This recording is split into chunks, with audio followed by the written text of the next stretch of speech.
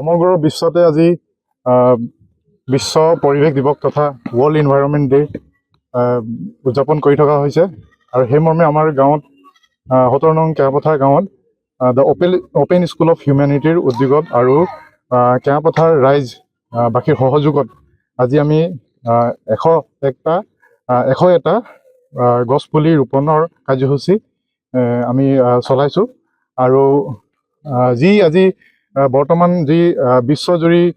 যি সমস্যাসমূহ যেনেকৈ পৰিৱেশক লৈ গ্ল'বেল ৱাৰ্মিং, ক্লাইমেট চেঞ্জ আৰু ইনক্ৰিজ ইন কাৰ্বন ফুটপ্ৰিণ্ট ইত্যাদি সেই সমস্যাসমূহ কেনেদৰে আমি আহিবলগীয়া দিনত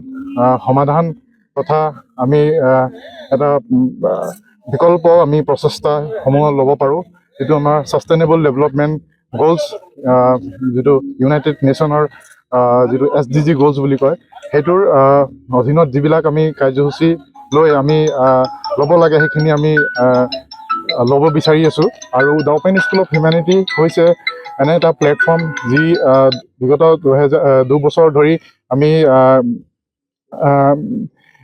2-4টা কাৰ্যসূচী এনেকৈ হাতত ল'ব পাৰিছোঁ, যদিও আজি এইটো এটা ডাঙৰভাৱে আমি ল'বলৈ পাই আমি সুখী হৈছোঁ। আৰু মই ধন্যবাদ জনাম বিশেষভাৱে আমাৰ গাঁওবাসীসকলক আৰু ওচৰ চুবুৰীয়া গাঁওবাসী,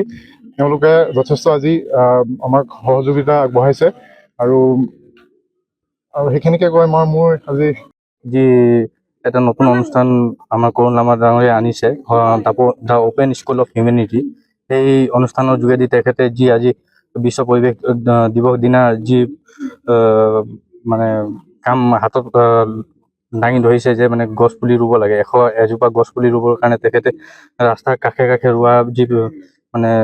তেখেতে আয়োজন কৰিলে, সেই আয়োজনক আমি চুবুৰীয়া গাঁও হিচাপে তেখেতক ধন্যবাদ জ্ঞাপন কৰিছোঁ। আৰু যিহেতু ইয়াত উপস্থিত আছে বিভিন্ন ওচৰ চুবুৰীয়া গাঁও, তেখেতলোককো এই যোগে মই তেখেতলোকক মানে আহ্বান জনাব বিচাৰিছোঁ যে তেখেতলোকে নিজৰ গাঁৱত এনেকৈ যদি ৰাস্তাৰ কাষত যদি তেখেতলোকে ভৱিষ্যতৰ দিনত যদি এনেই কাৰ্যসূচী যদি গ্ৰহণ কৰে, তেতিয়া বিশ্বতে মানে গাঁৱৰ পৰা গৈ পিনে গোটেই বিশ্ব হয় নহয় জানো, গাঁৱতে যদি তেখেতলোকে এনেকুৱা কাৰ্যসূচী যদি গ্ৰহণ কৰে তেতিয়া পৰিৱেশটো ভাল হ'ব বুলি মই ভাবোঁ। আমি দেখিছোঁ বিশ্ব পৰিৱেশ দিৱসৰ বাদেও বিভিন্ন অনুষ্ঠান প্ৰতিষ্ঠানে বৃক্ষৰোপণ কাৰ্যসূচী ৰূপায়ণ কৰি আছে সমগ্ৰ অসম পৃথিৱীতে, কিন্তু পৰৱৰ্তী সময়ত সেই পুলিবিলাক দেখা নাপাওঁ। এই পুলিবিলাক ডাঙৰ দীঘল কৰাৰ ক্ষেত্ৰত আপোনালোকৰ কি পদক্ষেপ আছে, যে ভৱিষ্যতে যে পুলিবিলাক যে ডাঙৰ হ'ব তাৰ আপোনালোকৰ পদক্ষেপ কিবা দীৰ্ঘম্যাদী কিবা পৰিকল্পনা আছে? আজি এই যি পদক্ষেপ গ্ৰহণ কৰিছে যে ৰাস্তাৰ কাষত গছ পুলি ৰোৱা, ৰাস্তাৰ কাষত গছ পুলি ৰোৱাৰ কাৰণ এইটোৱেই যে গাঁৱৰ ৰাস্তা হয়, গাঁৱৰ ৰাস্তাৰ কাষত যেতিয়া ৰুৱে তেতিয়া ওচৰতে ঘৰ লাগি থাকে, তো তেখেতলোকে ইয়াত আমাৰ এই ৭০ নং কেৰাপথাৰ গাঁৱৰ ৰাইজে নিজেই তেখেতলোক মানে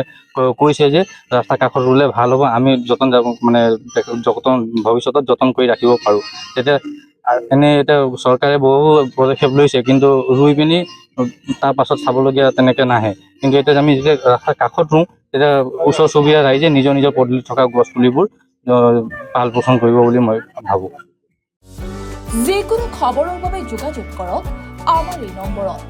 9181 307 2221।